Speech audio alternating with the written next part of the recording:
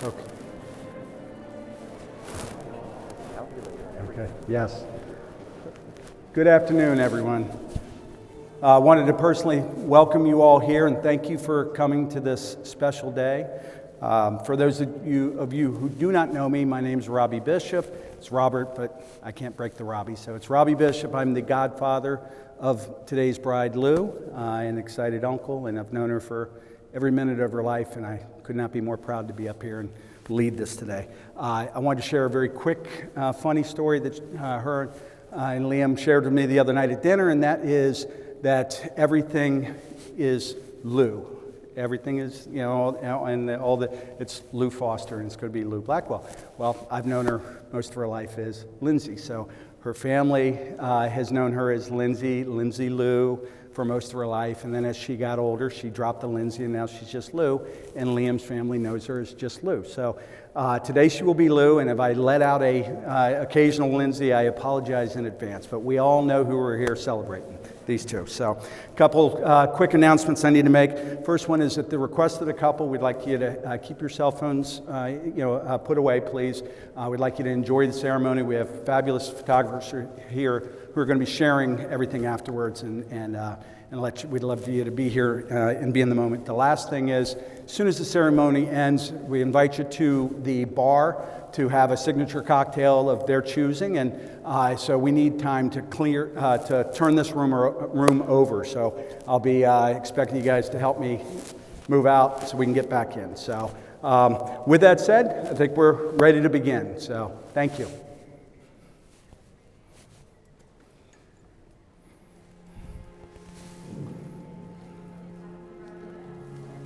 Step up just a little. One more, right there. Thank you.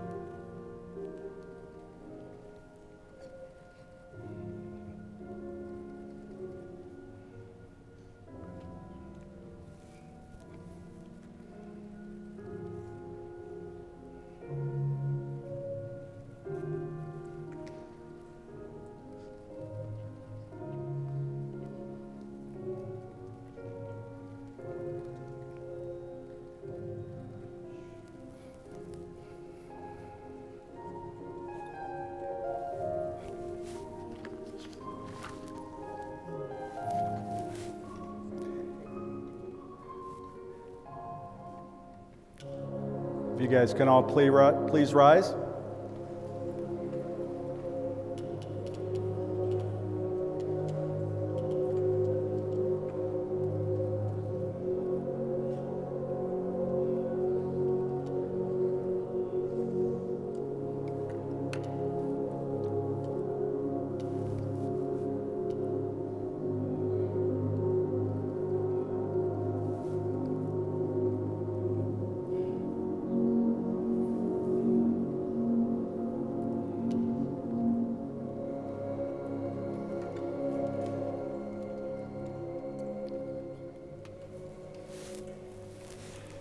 You may be seated. As we begin today, Lou and Liam asked me to pass along their thank you to all of you for joining them here today, and they wanted to point out a few of the notable absences that really touched them, that they're not able to be here, including Lou's grandfathers, both Al Foster and Al Ambrose, and Liam's grandfather, Douglas Strawn, and your aunt Pam Flemke, excuse me. We know that they're not here in person, but we know that they're here in spirit, and we know that they're looking down on us, and they're so proud of these two here today. So we've come here today to celebrate an extraordinary alchemy, a bonding of two separate individuals to form an unbreakable physical and spiritual union. In a world where paths cross in the most unexpected ways, Lou and Liam's journey reminds us that true connection is not about finding someone who matches you in symmetry, but instead someone who empowers and emboldens your differences. In a world where paths cross in the most, together they have composed a life that is rich in laughter, adorned with moments that defy the mundane, and steeped in the kind of partnership that tackles everything together with unmatched enthusiasm and energy. Today, as they stand on the threshold of a lifetime filled with adventures, they invite us to bear witness to the promises that they will make to each other today, and ask that we help guide them when possible and hold them accountable when necessary. Today isn't just about joining Lou and Liam in marriage. It's about embracing the beauty of choosing one's own path, of celebrating love in all its forms, and of experiencing the joy that they have finding that one person that makes your heart say, "My search is over. I have finally found you, and you are all that I need." They remind us that love doesn't need to follow a script. It simply needs to be true. Excuse me. So we have a charging to the couple, and this is the point where a wise and sage-like officiant would stand up here and offer lessons on how to live a great, long, happy marriage and love. And although I am wise and sage-like, I'm not the person to offer you that advice on marriage and love. So I went and I searched, and I found two great examples that I want to share with you today. The first one is from a bride standpoint. The second one is from a groom standpoint. And I think you'll agree that these lessons will be based in some great success. And the first one comes from the wonderful Barbara Bush, who was married to George H.W. Bush for an incredible 73 years. When asked what one of her secrets to a long-term marriage was, she offered simply, "You have to take turns being strong." Though Barbara will long be remembered for her strength, she wasn't afraid to lean on George. A strong marriage rarely has two people strong at the same time. It's usually a husband and a wife taking turns to help the other be stronger. So please remember those words. The second example, I wanted to do something that's difficult today, and that is be bipartisan. So I reached across the aisle, and I found an example of another wonderful president, and that is Jimmy and Rosalind Carter, who were married for 77 years, which is a record in presidential history. So they know a thing or two about it. And Jimmy Carter, when asked about his keys to happiness, he said, "We have a couple rules that we follow. The first is that we give each other plenty of space to be individuals," which you both are really good at. So she has a lot of interests that you don't share. He has a lot of interests that you don't share, and that's okay. So he went on to continue to say that they unite with a passionate fierceness on the things that they have in common, and they celebrate and support each other in those individual things. So remember that, please. The second one, and this is one that everybody that's been married in this room has heard before, and that is he said that after 4 children and 21 grandchildren, they have a lot to argue about. And one rule that they've had in 77 years is to never go to bed angry. You've heard that, but it's a great lesson to learn, to live by. Don't go to bed angry. So to recap, the advice I share with you today comes not from this wise and sage-like guy, but 2 marriages that lasted 150 years, 10 children, and 42 grandchildren. And that is, take turns being strong for each other. Give each other the space to be individuals, and never go to bed angry. To encapsulate the magnitude of their love, the couple invites Liam's mom, Kimberly, to come up and read a passage from Jane Eyre.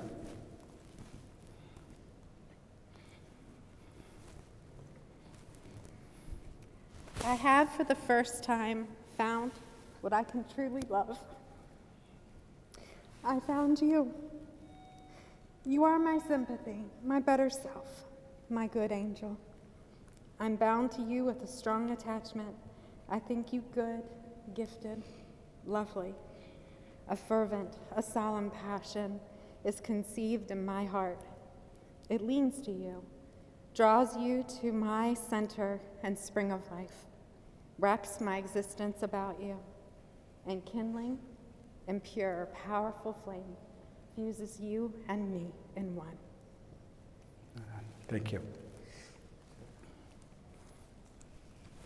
So for the second reading, we welcome Lou's uncle, Alan Foster, to read a poem, Stardust by Lang Leave.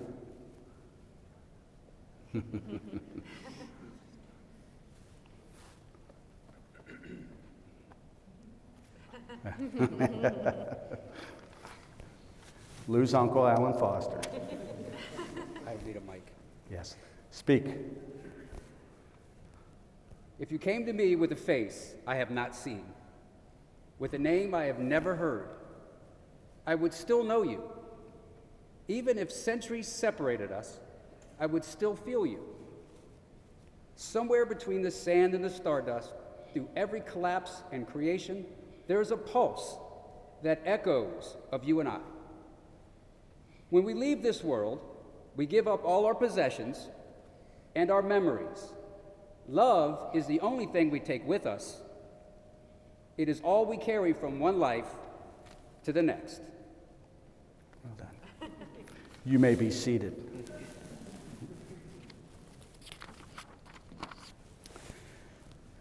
Today we are reminded that the vows that they are about to share are not the beginning of a commitment, but a continuation of a promise. For 4 years they have been living together, loving together, and unconsciously drafting the vows that they share today through everyday acts of kindness and compassion that have defined their relationship. These vows are a reflection of past promises and a blueprint for future ones. As they pledge themselves to each other, remember that these words are just the starting point of a lifelong dialogue, ever-changing and growing as they do. Let us celebrate not just the promises made today, but the many ways that they will choose to renew and reaffirm them throughout their lives together. So I need you both to look deeply into each other's eyes. So, Lou and Liam, do you commit to backing each other's pursuits, finding joy in your passions, and celebrating your successes together? We do. Do you pledge to uphold honesty and cherishing the trust that you share? We do. Do you vow to always strive for deeper connection and ensuring your communication is rooted in love and mutual respect? We do. Do you pledge to a relationship where love serves as a cornerstone, offering strength and security through your unity? We do. In moments of happiness, do you promise to share in the laughter? We do. Two people in love do not live in isolation. It is something that radiates outward, affecting not just the couple at the center of it, but everybody in their orbit. As their community, we are here to support them, to uplift them, and to celebrate them. Together, we will form a loving and supportive community of family and friends committed to the happiness and success of this beautiful couple. Will everybody please rise for a moment?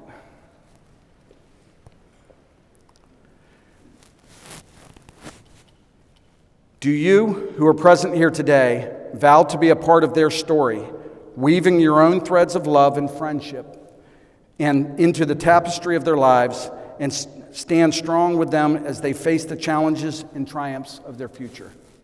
We do. I think they do. Thank you. You may be seated. Benjamin, can you bring the rings, please? There's only one.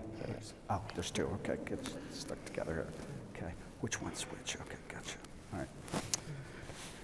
right. The wedding ring is a symbol of eternity. It is an outward sign of an inward and spiritual bond, which unites two hearts to an endless love. It is a symbol of your love and deep desire to forever unite in heart and soul.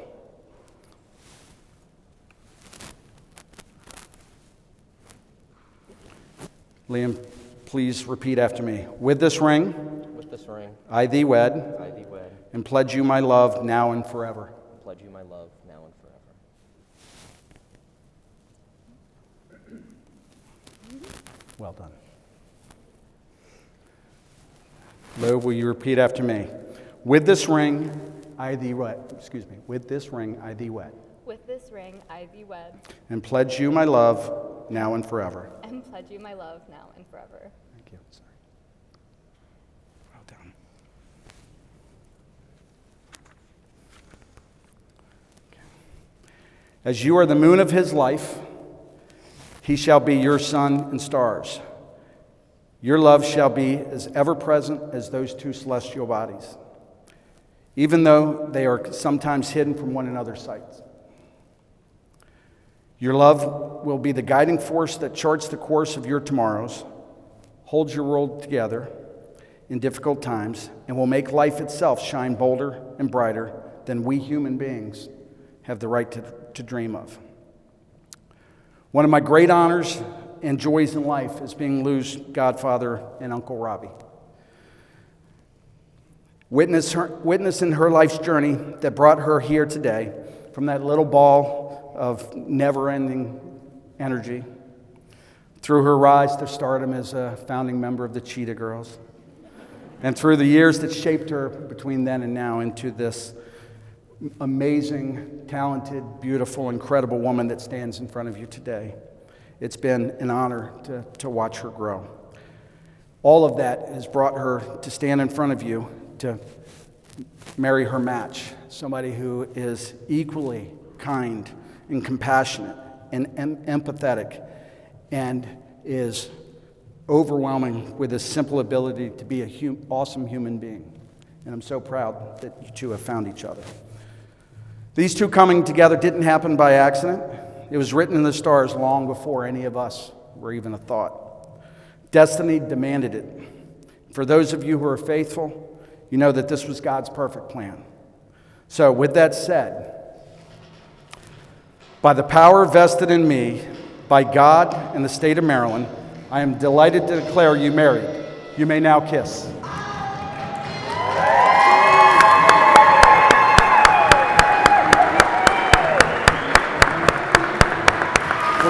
Please rise.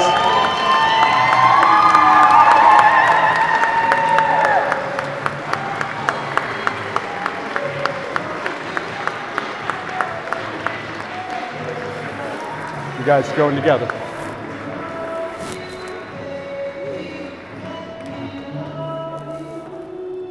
You come together. Can't take my eyes off of you.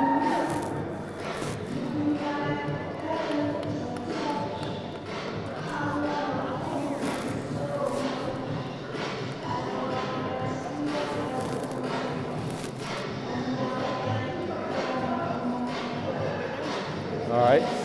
Parents? All right, let's give them one more round of applause, folks.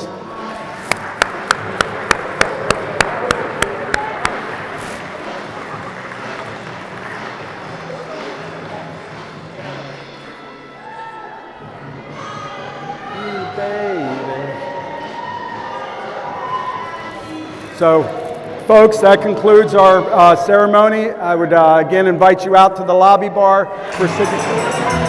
Ladies and gentlemen, friends and family, let me have your attention. On behalf of Lou and Leanne, I'd like to welcome you to our celebration today. We're about to bring out our newlyweds here momentarily, but before we do, is everybody ready to see our newlyweds? All right. What's going on here? So here we go. First, please help me in welcoming some very important people. Starting off with our parents, we have Liam's parents, Kimberly, Sean, and Rob Blackwell.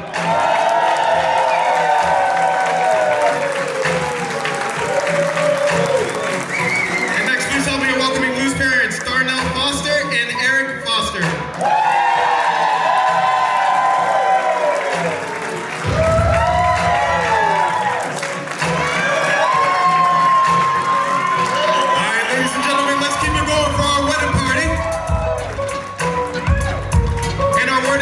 First, we have Kennedy Cole and Dominic Moxley.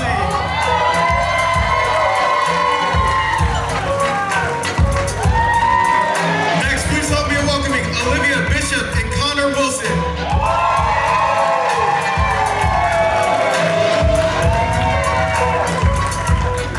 Next, ladies and gentlemen, please help me in welcoming Catherine Bishop and Justin White.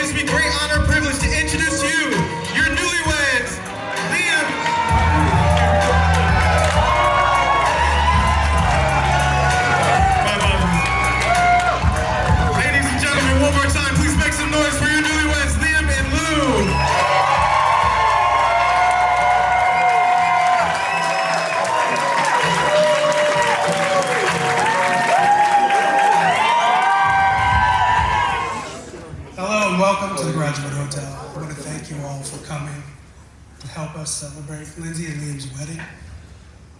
I know some of you traveled a great distance to be here, some as far away as England. So for that,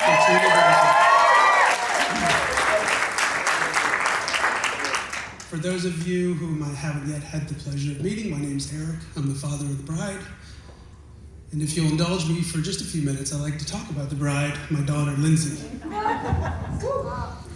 When Lindsay was 5 years old, at her baby brother Ben's first birthday party, she stood up at the end of the party and made an unscheduled announcement. Excuse me, everyone. Thank you all for coming, and don't forget to take your favors on the way out. Yeah, 5 years old. She's already directing traffic at a social event. I know what some of you might be thinking, little Darnell.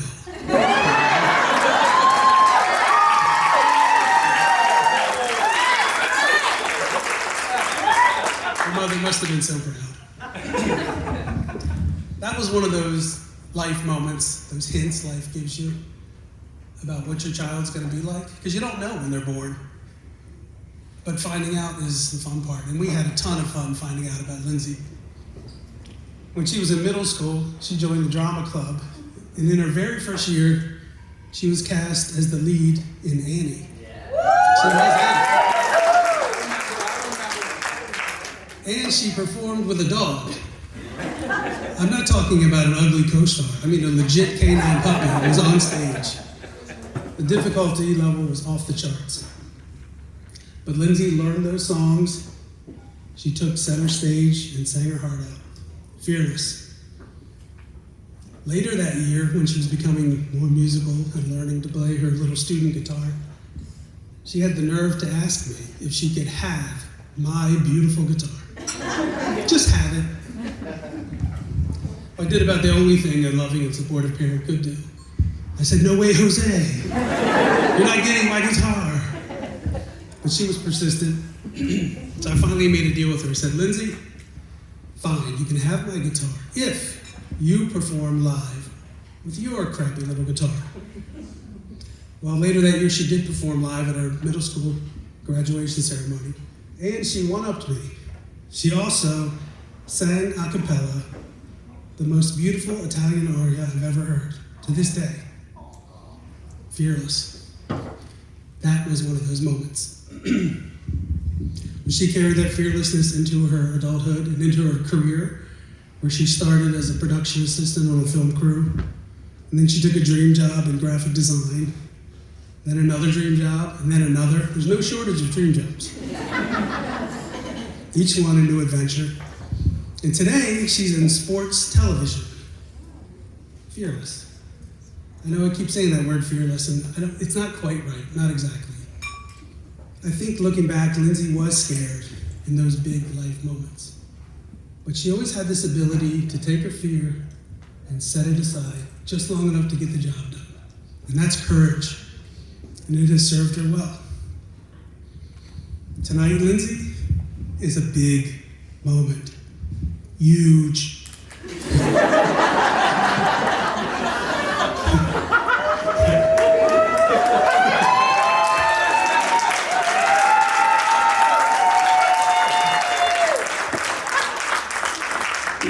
Maybe you're nervous, maybe you're scared, I don't know, but I can tell you this.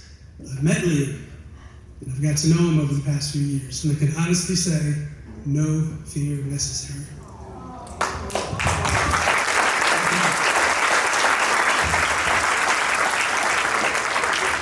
In the sports television biz, Liam was what you might call a slam dunk home run.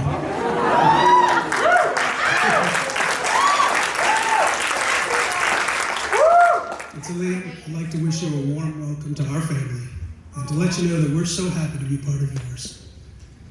And with that, I'd like to offer you both a blessing. Ladies and gentlemen, if you have a glass, please raise it now.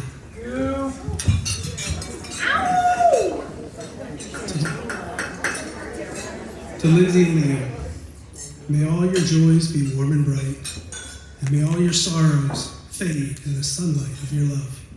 Cheers.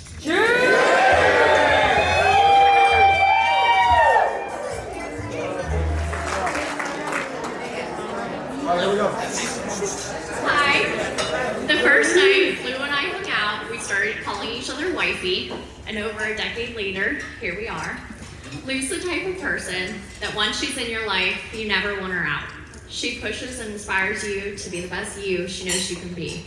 She's the smartest, most hardworking, dedicated, and stylish person I know. Lou is the type of woman who'd drop anything to bail you out of jail. While I was sitting here writing this speech, every single memory we have just came flooding in, and man, there are a lot. From all those late night car rides to going into some random guy in downtown Annapolis' RV while drunk. In all fairness, he was the son of the president of Venezuela. She's always been my partner in crime. While I'd love to share some of those stories to their fullest extent, I've been advised I probably shouldn't speak on them for both of our behalves. Liam truly is the perfect match for Lou. When he first came into her life, all I knew him as is pool boy, or that guy that helped us pay our parking pass at the Airbud concert. Since then, Liam shows his love for Lou every day. From the random projects he takes on, seriously, he's like Bob the Builder if you haven't known, to the morning notes and care packages he always gives her when she's down, he nails it every time. Liam walked into her life and it was game over. While I'm slightly salty he stole her from me, I'm grateful it was him. He makes Lou the happiest I've ever seen her, and for that you have a special place in my heart. While she is marrying Liam today, she will always be my life piece since day one. I couldn't be more honored to stand up here today to celebrate your love, and I can't wait for the 1,000,000+ days ahead. I love you both, and cheers to the newlywed black ones.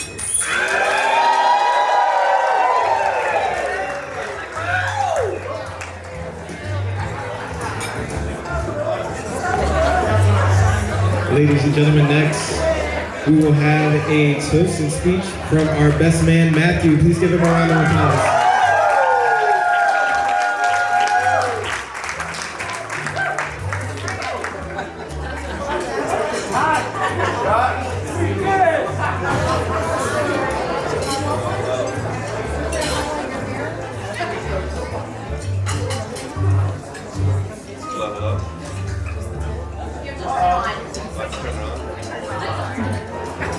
Am I on? I am.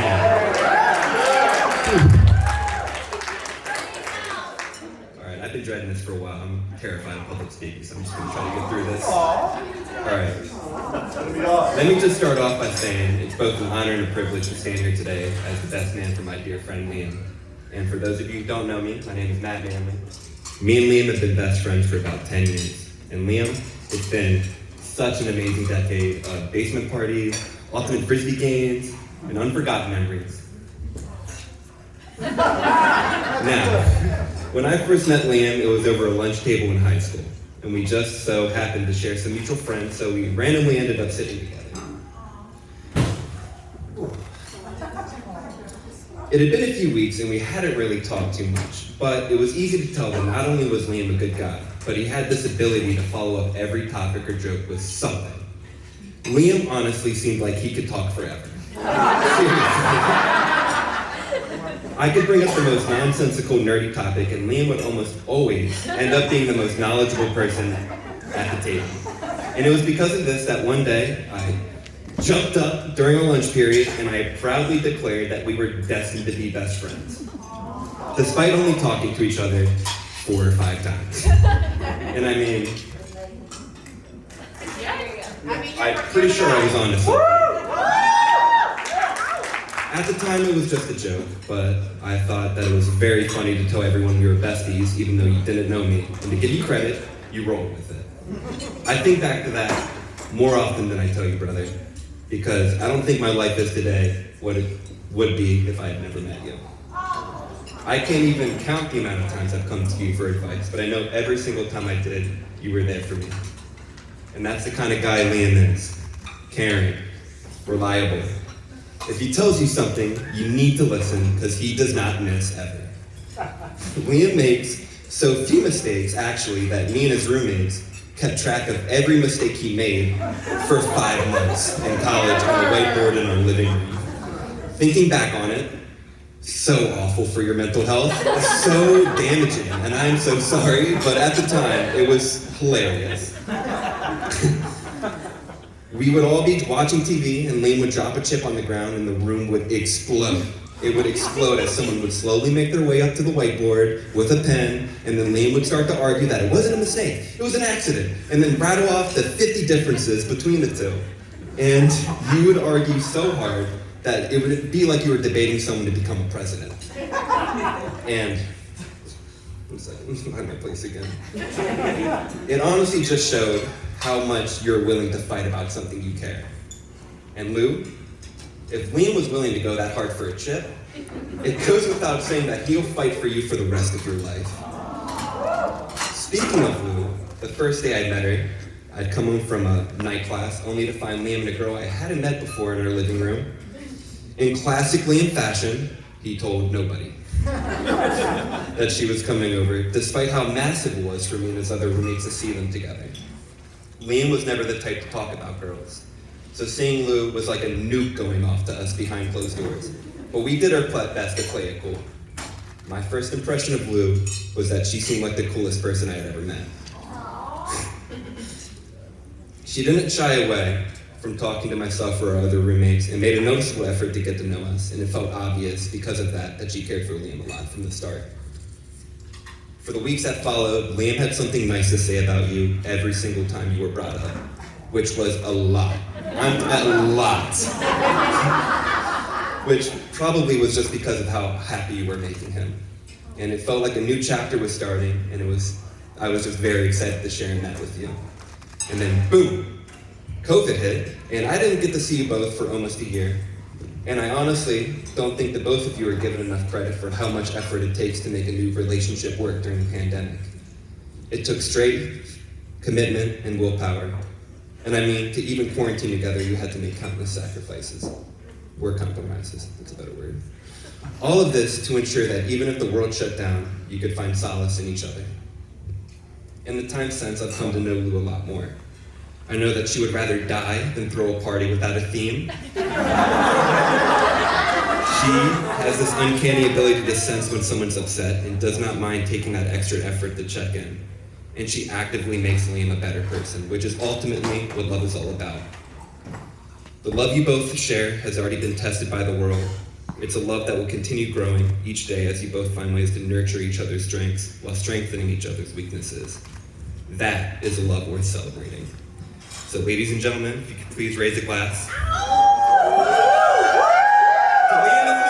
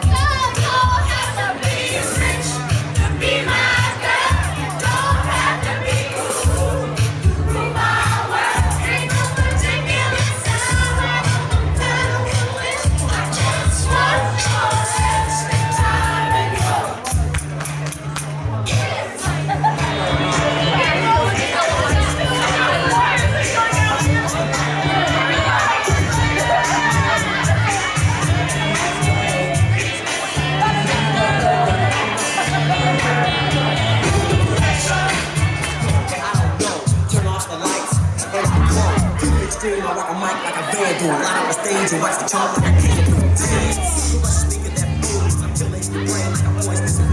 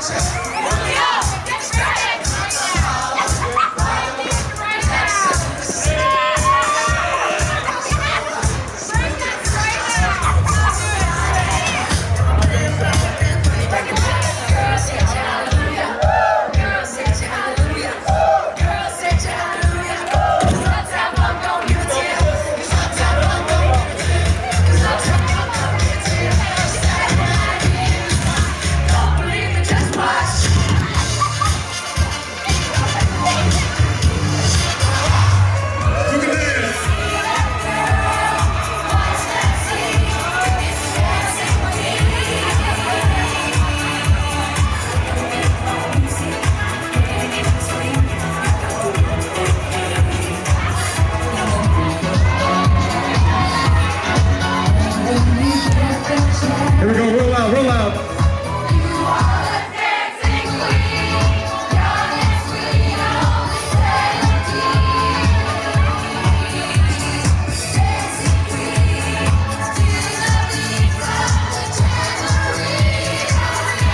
Here we go, look at this.